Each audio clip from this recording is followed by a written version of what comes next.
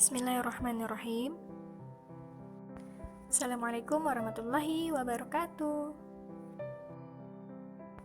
Sobahul khair, kaifa halukum? Semoga antum semua masih dalam keadaan sehat dan bersemangat. Nah, sebelum kita memulai pelajaran kita pada hari ini, agar pelajaran kita berkah, marilah kita membaca basmalah. Bismillahirrahmanirrahim.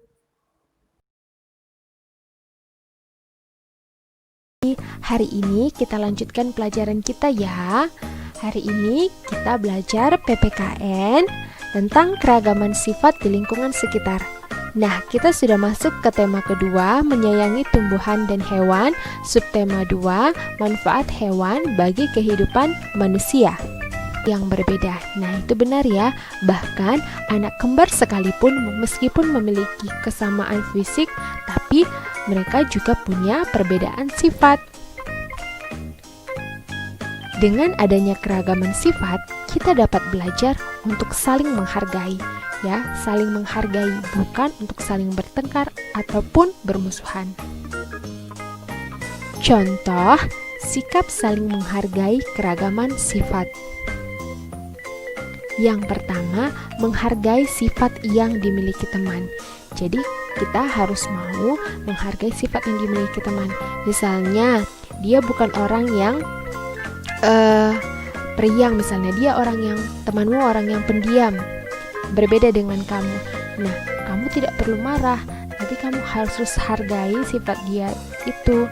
Yang kedua, tidak memaksakan kehendak kepada orang lain. Jangan ketika temanmu punya sifat pendiam, kamu ingin memaksakan dia agar menjadi orang yang periang, ya, tidak diam-diam aja. Itu tidak boleh. Yang ketiga, bermain tanpa membedakan sifat yang dimiliki. Jangan kamu memilih-milih teman, ya. Misalnya kamu hanya mau dengan temanmu yang periang saja, yang pendiam kamu tidak suka, itu tidak baik. Lalu yang keempat, mengembangkan toleransi antar teman, ya. Mengembangkan toleransi antar teman. Jadi tidak membeda-bedakan, mau apapun sifatnya, kita harus belajar menerima. Nah, manfaat menghargai keragaman sifat antara lain. Ketika kita menghargai keragaman sifat orang lain, itu ada manfaatnya ya. Yang pertama, orang lain merasa dihargai. Ya, benar sekali. Ketika kamu bisa menghargai temanmu yang punya sifatnya berbeda denganmu, mereka akan merasa senang karena merasa dihargai oleh kamu.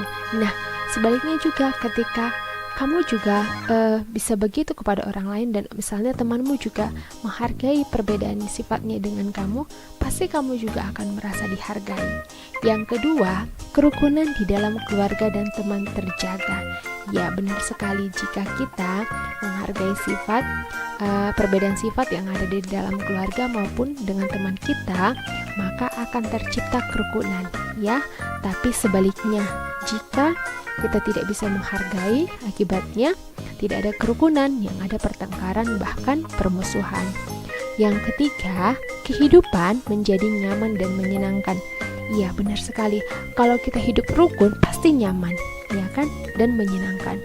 Coba kamu bayangkan jika hidup kita dengan teman kita atau keluarga kita sering bertengkar atau saling bermusuhan. Pasti hidup kita tidak nyaman, kan?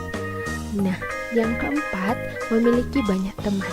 Ya, benar sekali ya, ini juga sangat penting ketika kita mau toleransi dengan teman kita, hidup rukun dengan teman kita, pasti kita akan punya banyak teman. Tapi, kalau sebaliknya yang kita lakukan, kita tidak mau menghargai mereka, yang kita punya hanya banyak musuh, bukan banyak teman.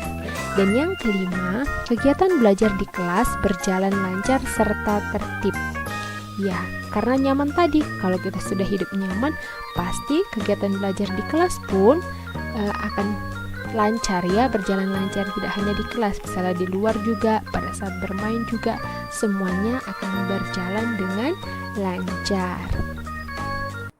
Alhamdulillah, kita sudah mengetahui cara menghargai dan manfaat sikap saling menghargai perbedaan karakteristik atau sifat individu. Diharapkan kita mampu menerapkannya dalam kehidupan sehari-hari. Sudahi dulu pelajaran hari ini. Assalamualaikum warahmatullahi wabarakatuh.